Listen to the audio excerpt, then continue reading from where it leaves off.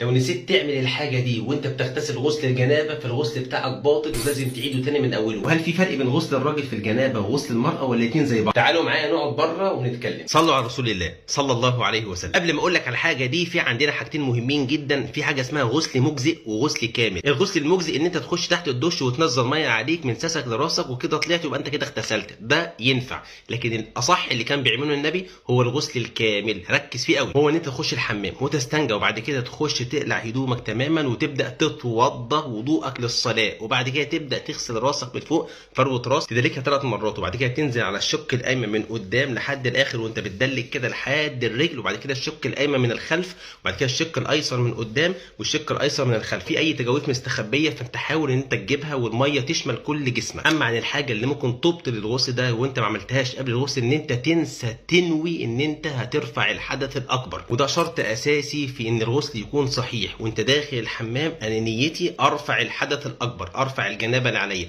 او واحده حائض نيتي ارفع الحيض. يعني ممكن واحد يخش يغتسل عشان ينزل شويه ميه على جسمه من باب النظافه، من باب ان الجو حر وعاوز يتبرد، فالنيه دي مهمه. انما الاعمال بالنيات كما قال النبي صلى الله عليه وسلم. ما ينفعش يا عم شريف اعمل بميه وصابون لازم ميه بس، لا عادي جدا ممكن تعملي بميه وصابون وشاور جل وشامبوهات وتغرقي نفسك وتظبطي حالك، وبعد ما تخلصي ده كله وتنزلي ده كله بميه عاديه من ميه الدش، ساعتها تعملي اللي قلت لك عليه من شويه، انك انت تتوضي وبعد كده تغتسلي غسل الجنابه زي ما اتفقنا من شويه، فروه الراس، الشق الايمن، الشق الايسر، وخلصنا. طب لو واحد انتقد وضوءه وهو بيغتسل ان هو احدث مثلا ولا عمل اي حاجه، فساعتها نكمل الغسل عادي ما تبطلوش ولا نوقفه، وبعد ما نخلص نعيد الوضوء تاني لكن ما نعيدش الغسل. وهنا تسالني واحده هو في فرق بين غسل الجنابه وغسل الحيض والغسل بتاع الجمعه؟ لا، الثلاثه زي بعض، الثلاثه بنفس الطريقه. والسؤال اللي بعد كده، هل في فرق بين غسل الراجل يا عم شريف وغسل المراه؟ صلوا على النبي عليه الصلاه والسلام. صراحه ما فيش فرق بين غسل الراجل وغسل المراه، الاثنين زي بعض بالظبط، الا في حاجه بسيطه جدا بالنسبه لغسل المراه،